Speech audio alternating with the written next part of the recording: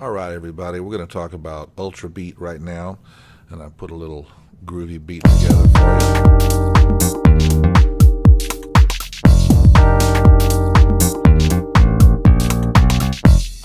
And Ultrabeat is like a drum machine sequencer within the sequencer that is Logic. So it's kind of like a sequencer, a pattern-based sequencer inside another sequencer. Now I have already put this beat in here. I'm going to show you kind of how I got here. You first just set up a track and then choose Ultrabeat as the instrument from the list of instruments here in Logic, and the stereo output. There's also a multi-output option, which we'll talk about more later on. And then click where it says Ultrabeat so you can bring up the interface. And it has three main sections: the assignment section over here, then the synthesizer section, and the sequencer section over here. So since I deleted that region, it's still playing because the sequencer is turned on. You have to remember to turn this sequencer on like this, and also off when you're done with it. Otherwise, it'll always play when your project is playing.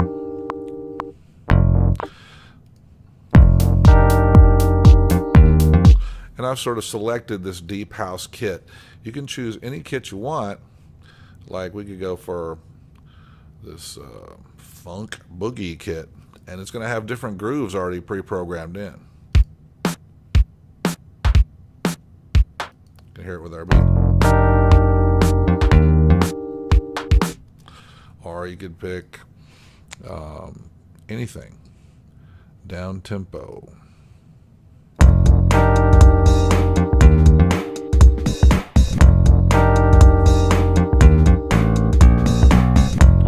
All right, and the main thing to remember is now you can customize these many different ways. There's also a number of patterns already pre-programmed in. Here's a variation 2 for this one.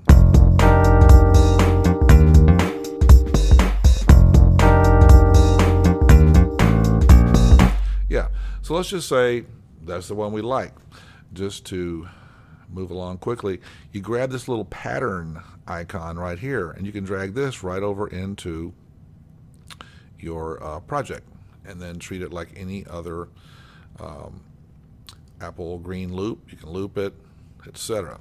And just remember to turn this off when you're done creating the pattern and whatnot, and then just play it from your project.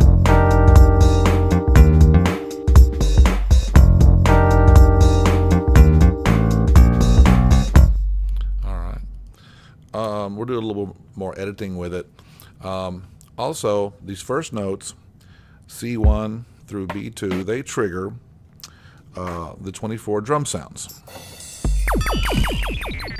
which can be quite interesting. And then up above that, you get sort of bass sounds.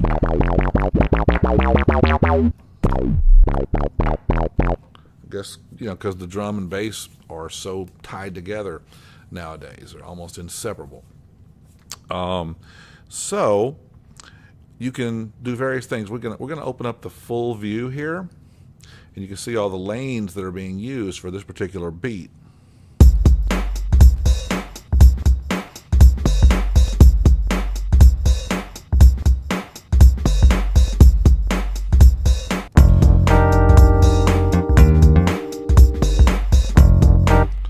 Scratch sound. Let's see what that.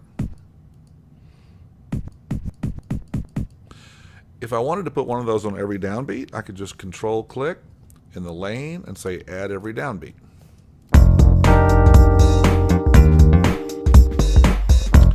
Now I can change the velocity over here by doing this, and also the duration, but that doesn't do a whole lot with drum sounds. You can also control click and just say randomize velocity. I can add accents to parts of these lanes, but it's going to affect every note in that lane. So if I put it on all the downbeats,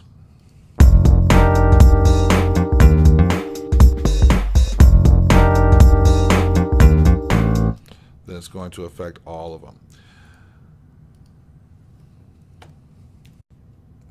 You can make a snare roll using Ultrabeat. Here's one way to do it. I just pulled up an empty pattern using the Deep House kit and changed the resolution to 1/32. And I'm just going to draw in all of these 30-second notes. Alright, and again, if you get a pattern you like, you can just move it over here using this little pattern and drag it over here to Ultrabeat. Let's just say that that maybe is going to be part of our intro. Let's make another Ultrabeat channel, duplicate the channel, and I'm going to change the resolution back to 1/16 and choose, say, Deep House Kit again, and just the default beat.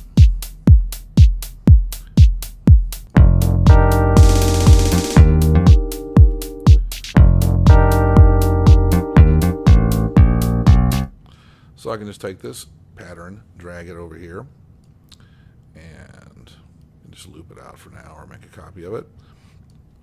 And you can put that snare roll maybe at the end of it and see how that sounds.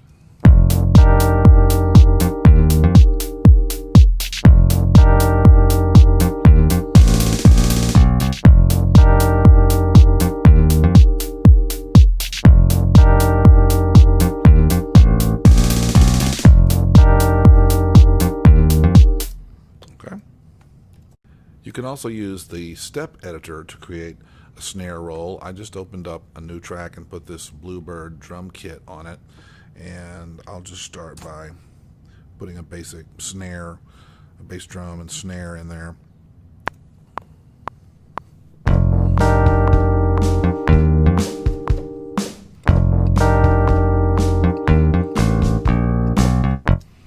Alright, and of course in the piano roll editor you can select all of these notes. You can deselect a note by holding down the shift key, and it will deselect those. You can also select multiple notes by holding down the shift key and selecting multiple notes. Move this one over just a little bit because it's too far to the left. I might want to quantize this also to like a 16th.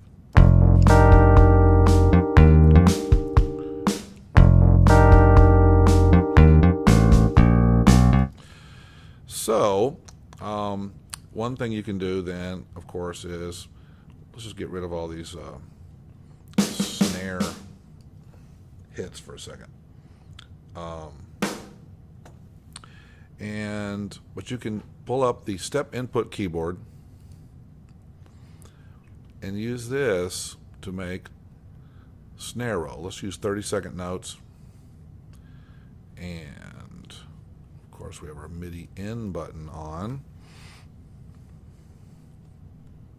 Put the cursor back at the beginning. Let's move it over to like bar 3.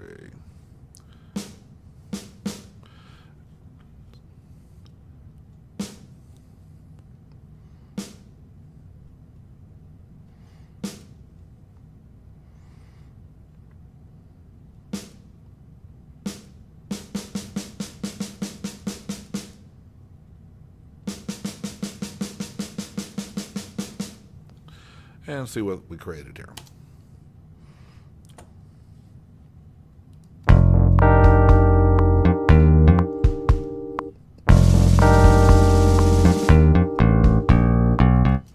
Of course, we can move all this over if we wanted to, make it at the end of the thing.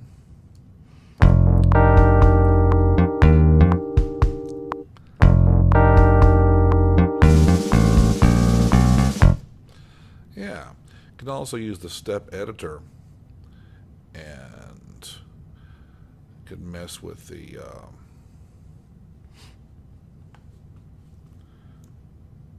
velocities of it. Just draw in the velocities using the pencil tool.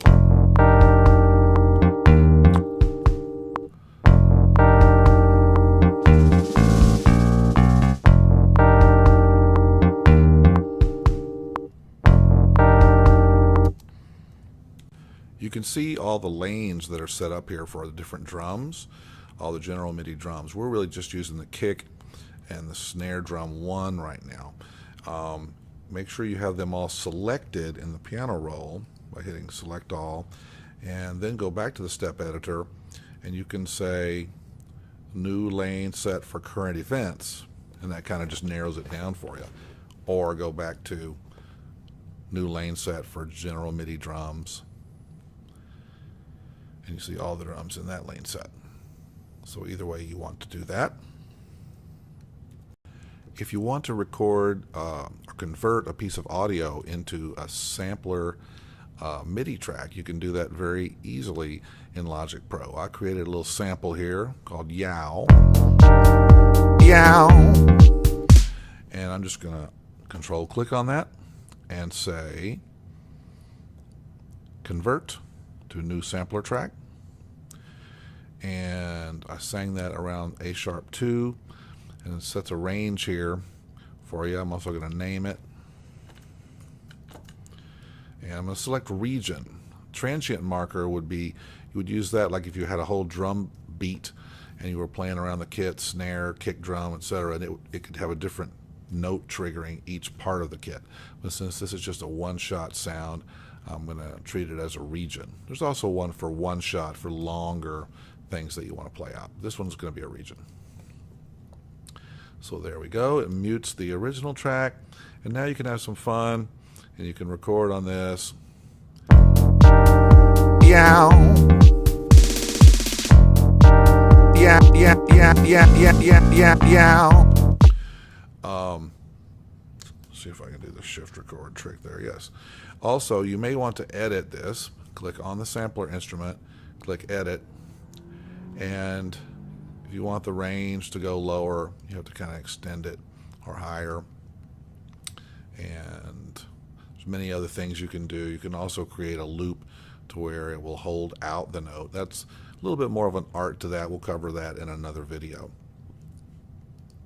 Save that. And now we could record even more stuff. Yow. Yeah, yeah, yeah, yeah, yeah, yeah, yeah, yow. Yow. Etc. Kind of fun.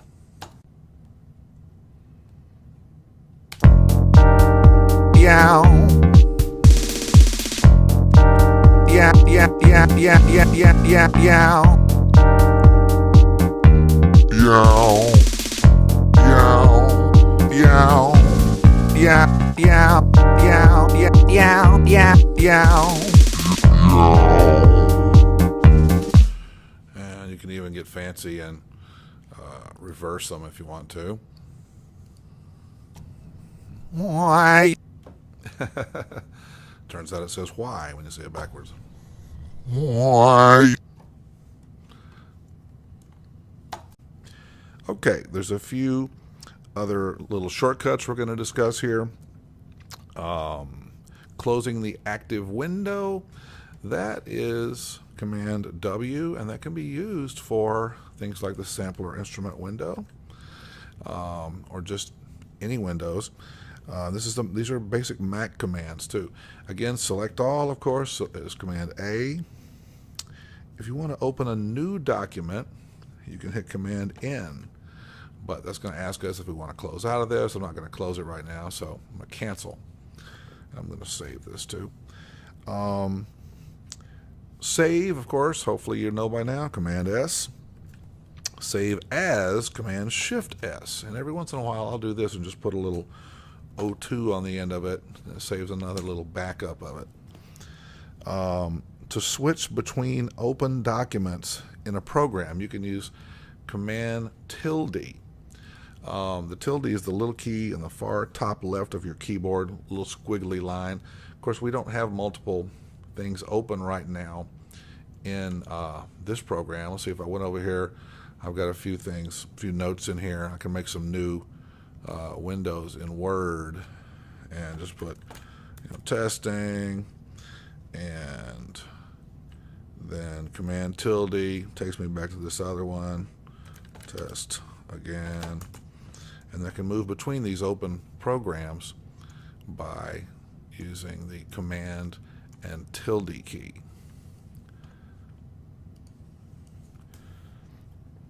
Also, if you want to see all the programs that you have open at any given time, you can use the Command Tab key. I use that a lot. And then you can see I've got several programs open. I can move back over here to Google or to my mail, calculator. I can, or just Command Tab one time just moves you back to the one that you were just in previously. To quit, Command Q, and the Spotlight search is very important these days. Command Spacebar, and then you can search for whatever you want, and it pulls up a whole bunch of different options. You can always scroll down here to the bottom and say Show All in Finder. Okay, that wraps up Study Guide 7. I will see you in the next one.